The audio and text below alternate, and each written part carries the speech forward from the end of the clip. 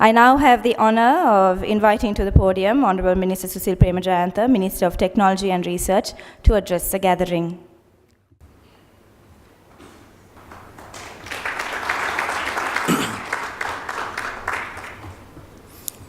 His Excellency Alexander Karchava, the Ambassador of Russian Federation to Sri Lanka, the Chrysotile Information Center, the officials of Chrysotile Information Center, RIU, and the entrepreneurs engaged with chrysotile roofing sheet business, academics, professionals, ladies and gentlemen.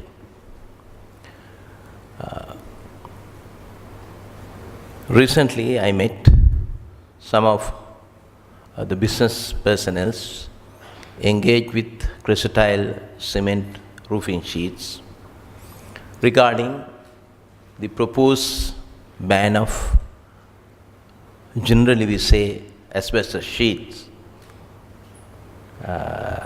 within next couple of years in Sri Lanka, by following some other countries like Australia, New Zealand,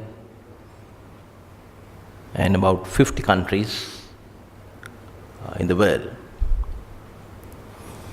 So then after the delegation met me, I referred that matter to ITI, one of the institutions under the Ministry of Science, Technology and Research. Still I am expecting reports from ITI. And apart from that, I can direct one of our scientific research institutions to engage with scientific research together with available data to submit another report on this issue. As you explain with short presentation, video presentation, that I believe whether there is a misconcept about this whole issue. It is explained with this video clip that there are 5 types of chrysotile materials mining in various countries, but Russian Federation and the Kazakhstan, so leading countries that supply chrysotile raw materials. Now you can separate the chrysotile and the asbestos. So generally it's a concept that asbestos is harmful and is leading to cancers, various types of cancers. But scientifically,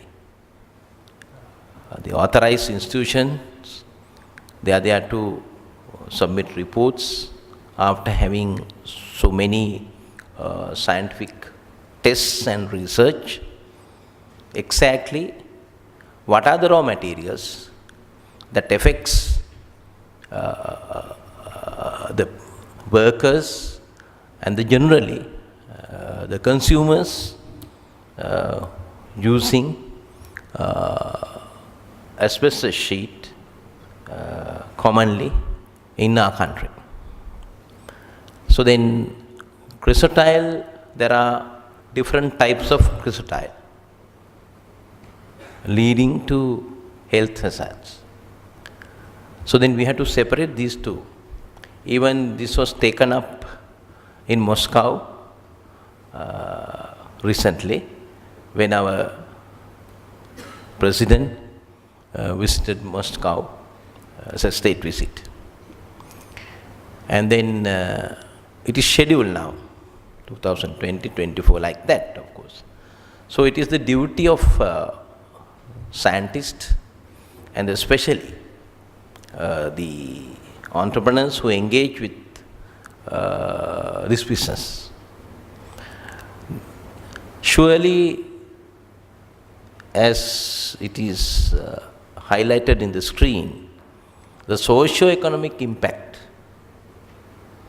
of the potential prohibition of chrysotile in Sri Lanka is appropriate to discuss and have an awareness program among the people and especially the policymakers. The policymakers are taking policy decisions, but based on the information and data available. So someone can mislead policymakers. There are instances like that.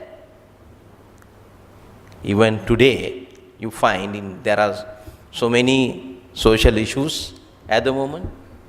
I need not highlight those issues, but there are different views. One section, they say, even the policymakers, they say, this is our position. So one set of policymakers say, no, this is our position. So in the society, of course, it is divided on these issues.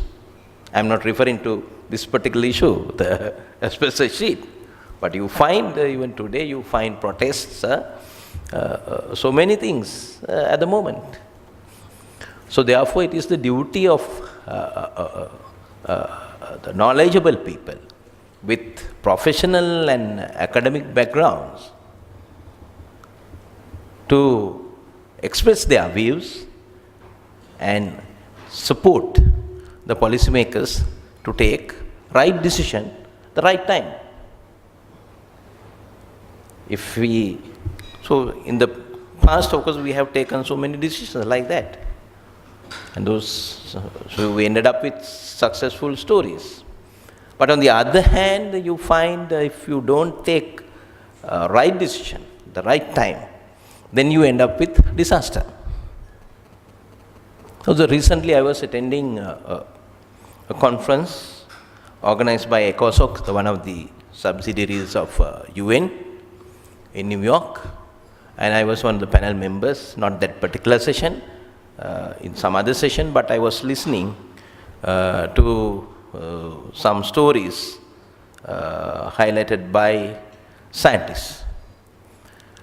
The one of such incident is the chairperson of Science Foundation of United States, lady professor, coming from California, University of California. She was one of the panelists. The topic is the policy making and scientific findings.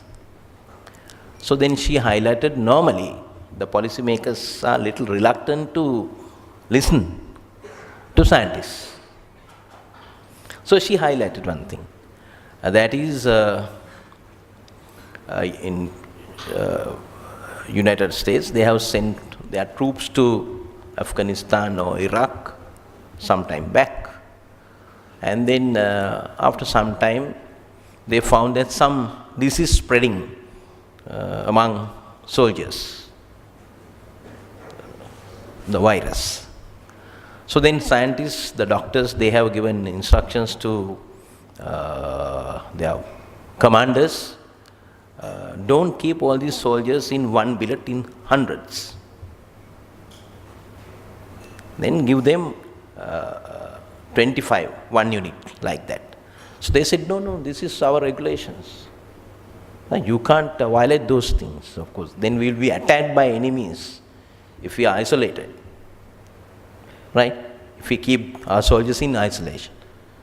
So then what happened?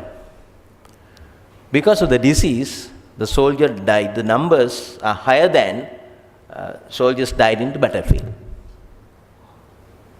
So then policymakers, the not necessarily the politicians, even some high officials, if they don't listen to the scientists and the doctors, so they end up with disaster. So there was another example, that is regarding the Staten Island.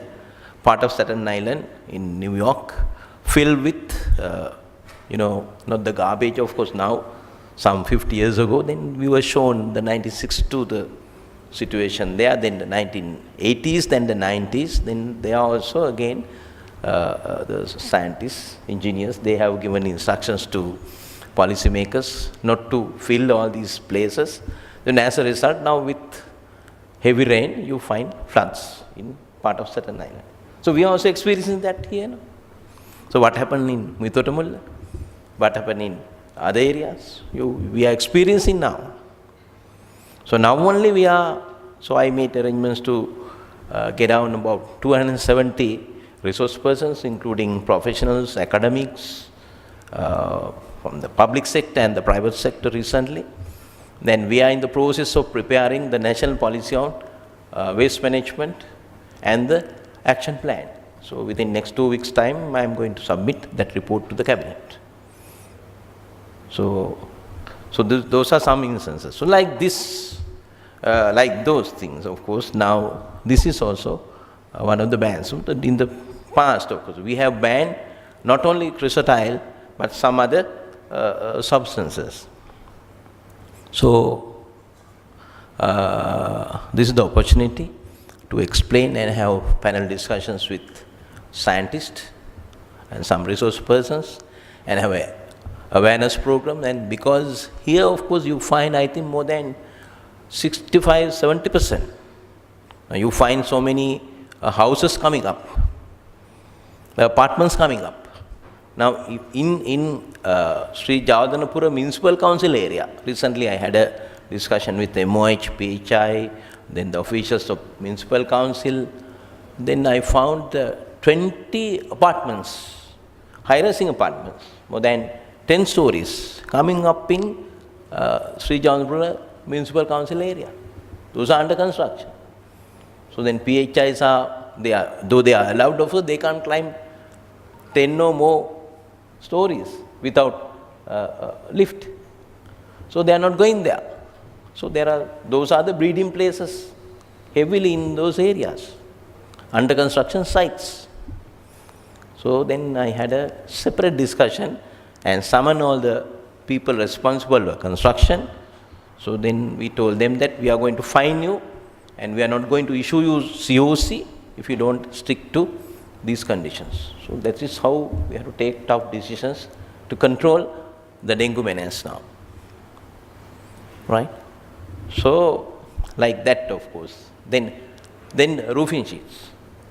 So now that Vahipili, those are the common areas that are breeding places of mosquitoes. Right? So if you use some other materials for roofing other than asbestos, then you find it is very difficult to clean. So then it's correct that there's a socio-economic impact as a result of banning chrysotile. So then we have to find out what are the alternatives and how we are going to convince the policymakers. And after getting the reports from research institutions and like RIU, and then we'll go through it and we'll have some discussions. And on the other hand, so then we have very close friendship with Russian Federation right throughout, not even in Sri Lanka. So they have produced over 2,000 graduates from 1960s up to date from different fields, medicine, even the present director of General Hospital, he is also product of Russian medical colleges, and the former Director General, right, and the former Chief Engineer, and later he became the Commissioner of Colombo Municipal Council. He passed away. He is also Russian graduate. Then you find so many Russian graduates. So actually we were given scholarships. Even at the moment we are given more than 50 scholarships by Russian Federation from 1960s. So then we are getting so many Russian graduates, the professionals, as a result of the long-standing relationship between Sri Lanka and Russian Federation and then Soviet Union. So then Russian Federation is the main supply of chrysotile raw materials to Sri Lanka. So then as highlighted here, 4,800 employees, direct impact, and their families. And generally the people, the consumers. So then we have to take into consideration all these aspects and see if there's effect. If, then of course how we are going to reduce that, because now we are in the changing world of science technology. Every minute there's an innovation as a result of research everywhere. Though recently I was in Moscow attending Rosatom exhibition, annual exhibition, and I had the opportunity to have discussions with higher ranking officials of Rosatom. And then we have signed MOU with them 3-4 years ago, and we restarted the relationship between Rosatom. And last year, this year, in March, with the state visit of our president, we signed my ministry signed actually the Arthur C. Clarke Institute of Modern Technologies. They signed MOU with Roscosmos. And we are sending engineers for capacity building to Samara State Research University. That university is responsible for designing rocket engines and jet engines from Sputnik to date. So then we have started so many relationships in the field of science technology and the research, and then we are planning to send a nano satellite to the orbit by 2020 with the technical support of Samara University and the Roscosmos. So therefore, and Russian Federation, traditionally one of the main tea buyers in the world. So we have a lot of trade relationship and people to people and government to government and the business people like that, of course. So then we have to take into all this into consideration and take a final decision. So then I'll be able to submit the reports once I received from ITI and some of our research institutions. So I think we'll be able to iron out some misconceptions or how do you call ideas, say. So then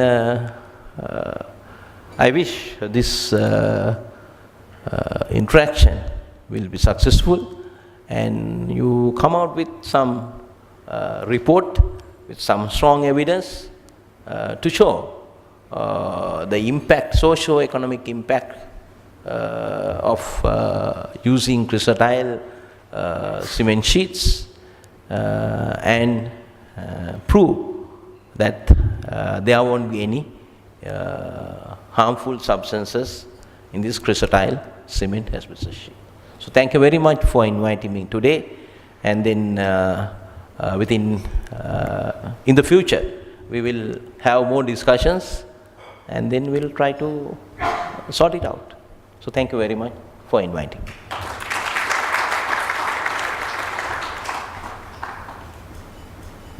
Thank you very much, Honorable Minister, for your insight and also for your presence here this morning. Thank you.